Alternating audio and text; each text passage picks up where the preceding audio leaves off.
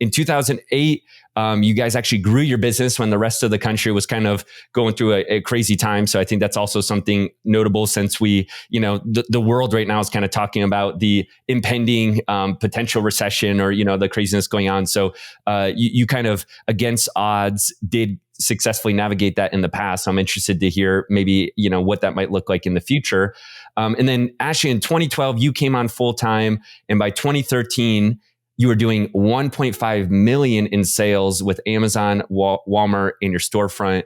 And then you've been selling now for 10 years as 7-figure plus sellers.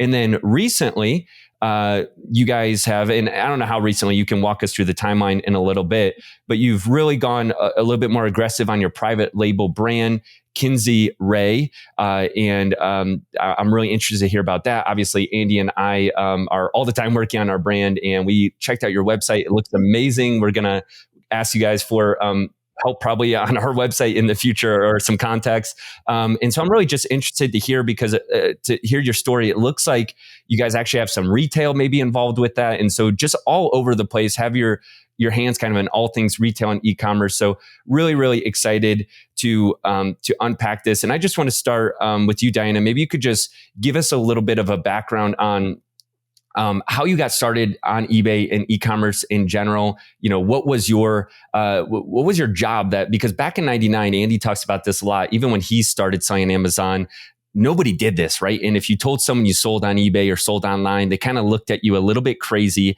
And that was even just 10 years ago. So when we're talking about 20 to 25 years ago, I'm sure you got that a lot. So Diana, if you could just walk us through, how did you get started? What was your previous background, education experience, and what made you believe in this opportunity? Well, I was actually a teacher by education. When I had child number 3, started staying home. And then shortly after, I had child number 4.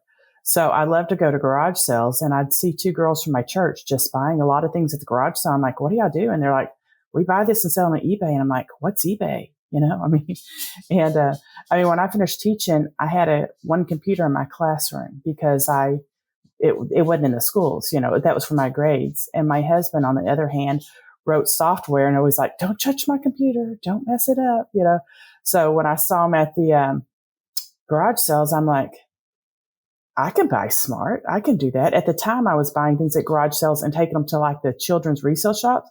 I'd load up my car, spend $100, take it there, get $200, go home, and okay, this is just a little stay-at-home gig on the side. And so, gosh, Ashley and Richard were teenagers when I started, and I can remember buying a Dooney and Burke purse for 50 cents and putting it on. And as people are bidding the last minute, I can remember Mike and Ashley and Richard were all just watching the monitor, like, what's it going to go for? What? $134.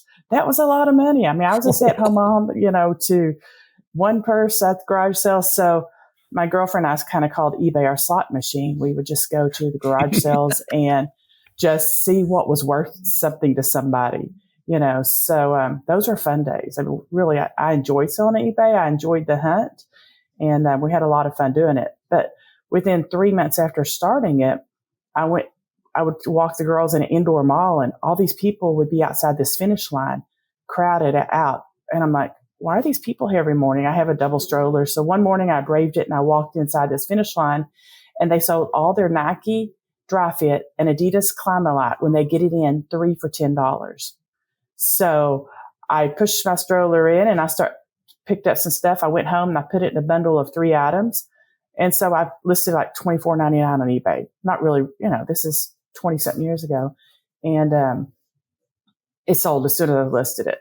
So within a month, I was buying as much as I could possibly load up on that stroller, and then getting somebody to watch the girls, and hired my first employee and started listing just Nike Dry Fit and Adidas Climalite in bundles of 3.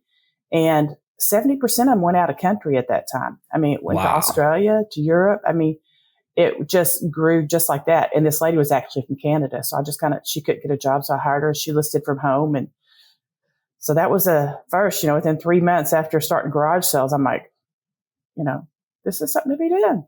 And my husband didn't really want me working. So in the middle of the night, I'd get up in the middle of the night and I'd make listings and do things. And at the end of the first year, I go, I think I have a problem. He goes, well, I think I need to pay taxes. He goes, why? And I go, I have this account and I have like $100,000 in it.